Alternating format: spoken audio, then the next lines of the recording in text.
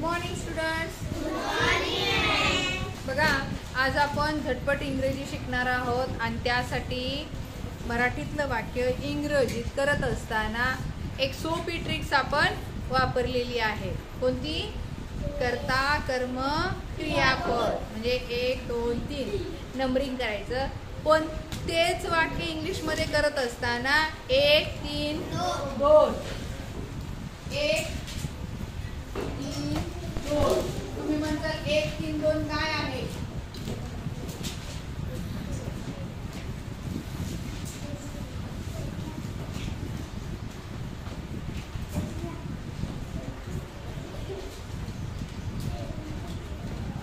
बघा, इंग्रजी शिकायची पण कशी? झटपट शिकायची. मग त्यासाठी काय करावं लागणार आहे आपल्याला? मराठीतलं वाक्य 1 3 2 या पद्धतीने आपल्याला त्याला नंबरिंग करून कर्ता क्रियापद आणि मधात शेवटी सगळ्यात कर्म असं जर घेतलं तर आपलं वाक्य कधीच चुकणार नाही. बरोबर? बघा, वाक्य आहे मी पुन्हा रडलो. काय वाक्य आहे? मी पुन्हा रडलो. कोणत्या काळातलं वाक्य आहे? रडलो. मी पुन्हा रडलो. मी रडत आहे असं आहे का? वर्तमान काळातलं वाक्य आहे का? नाही. मी पुन्हा रडलो. रडलो भूतकाळ. मी रडणार आहे भविष्यकाळ आहे का? भविष्यकाळ कसं होतं? मी रडणार आहे किंवा मी रडील. तुला सांगतो मी रडील है ना, म्हणजे काय झालं? भविष्यकाळ झालं. पण हे काय? मी पुन्हा रडलो म्हणजे भूतकाळ. कोणता काळ आहे? भूतकाळ. रडलो. नंबरिंग करा. 1 2 3. सांगा मीला काय येते? लक्ष द्या सर्वांनी. 8. भूतकाळातलं वाक्य असल्यामुळं रडणेला ईडी हा प्रत्यय लागतो. काय लागतो? ईडी. रडणेला शब्द क्राय. क्रायचं काय होईल बरं दुसरं रूप? क्राय. काय होईल? ईडी लागलं. काय लागलं? ईडी. CRY. वायचा लोप होऊन. बघा, क्राय म्हणजे रडणे. लक्ष इकडे. हा वायचा लोप झाला आणि वायच्या जागी काय लागलं? आयईडी. का लागलं बरं? कारण वाक्य कशातलं आहे? भूतकाळातलं आहे. म्हणून इथं काय लागलं? क्राईड. म्हणा आय क्राईड. तर पुन्हाला शब्द काय इंग्लिश मध्ये? अगेन. अगेन म्हणजे पुन्हा.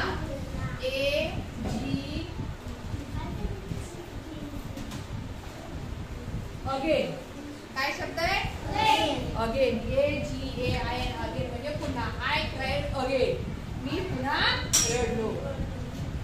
बघा, नेक्स्ट वाक्य बघूया. मला माहित नव्हतं. मला माहित नव्हतं.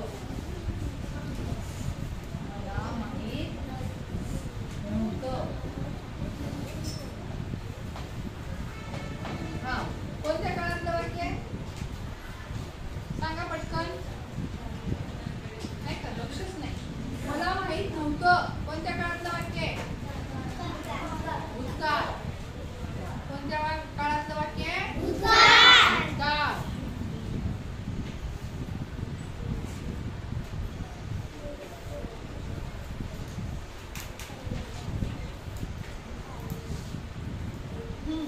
सांगा. आय. आता मला माहित नव्हतं. नव्हतं नकारार्थी वाक्य.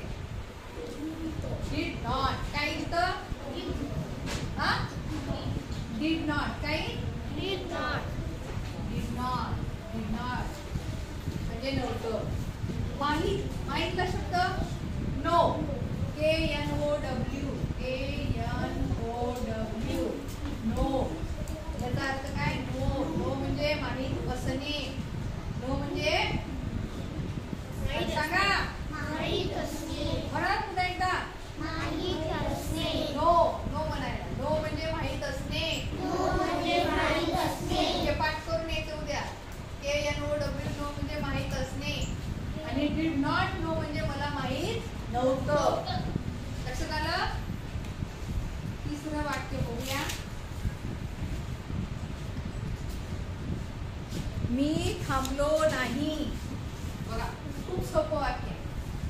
मी थांबलो नाही. कसं करतात बरं सांगा. मी थांबलो नाही.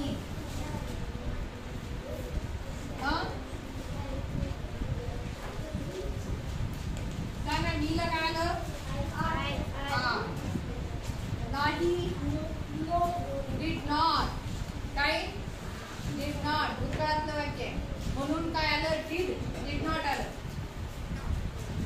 Did not. आणि थांबलेला शब्द थांबणे. Stop. I did not stop. म्हणा. I did not stop. म्हणजे मी थांबलो नाही. आता मी जेवलो नाही कसं होईल?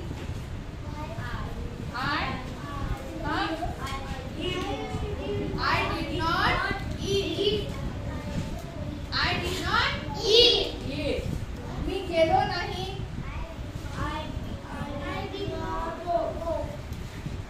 बरोबर आहे. मी बोललो नाही. Very good. मी गायलो नाही.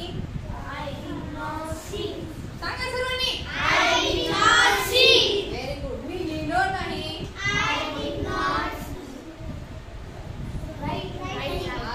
राईट. मी लिहिलो नाही. I did not write. मी वाचलो नाही.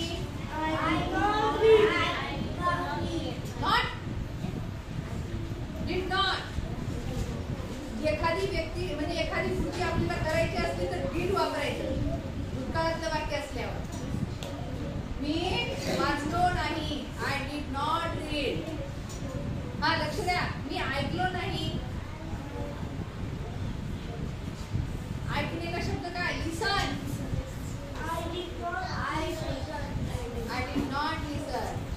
मी तुम्हाला म्हणत असते ना लिसन केअरफुली म्हणत असते ना काळजीपूर्वक ऐका. मी ऐकलो नाही. I did not listen.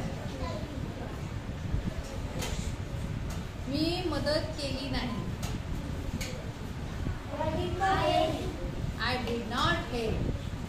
मी मदत केली नाही. मी अभ्यास केला नाही. I did not study. मी खोटं बोललो नाही.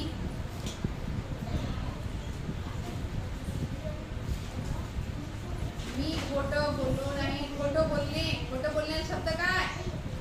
लाय. LIE लाय म्हणजे खोटं बोलणे. I did not lie. मी काम केलो नाही.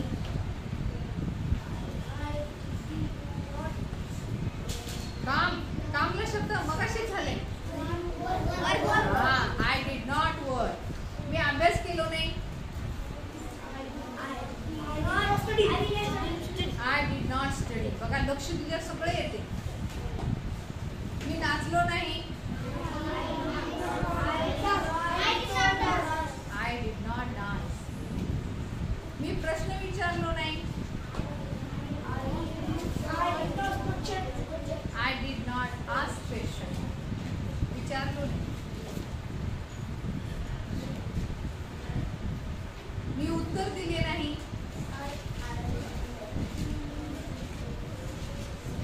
I did not give answer. मी उत्तर दिलो नाही. मी मारलो नाही. I did not fight. मी मारलो नाही. लक्ष द्या सर्वांनी. समजलं सर्वांना? ओके. आता पुढचं वाक्य बघा. मी नेहमी चालतो. मी नेहमी चालतो. बघा किती सोपं वाक्य आहे.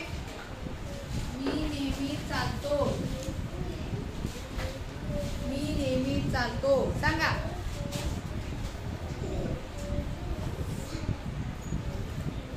हा, साधं वर्तमान काळ आहे. साधा वर्तमान काळ. मी नेहमीच चालतो. आय काय इंग्लिशचं? आय चाललेला शब्द वॉक. I walk. वॉक म्हणजे चालणे. नेहमीच. नेहमीचला काय म्हणतात? बघा, शब्द संपत्ती आपल्या जवळ असणं फार महत्वाचं आहे. शब्द पाठ पाहिजे. ऑलवेज. ऑलवेज म्हणजे नेहमी. तुमच्याकडे एवढे शब्द असते आणि एवढ्यांचा मी अर्थ सांगत असते, पण तुम्ही लक्षात ठेवत नाही. हे पाठ करून यायचे. नेहमीच. ऑलवेज. डिड नॉट नव्हतं. नाही. लक्षात आलं? डिड नॉट कधी वापरायचं कृष्णा? नाही. भूतकाळातलं वाक्य असेल आणि ते नकारार्थी असेल. नकारार्थी असेल.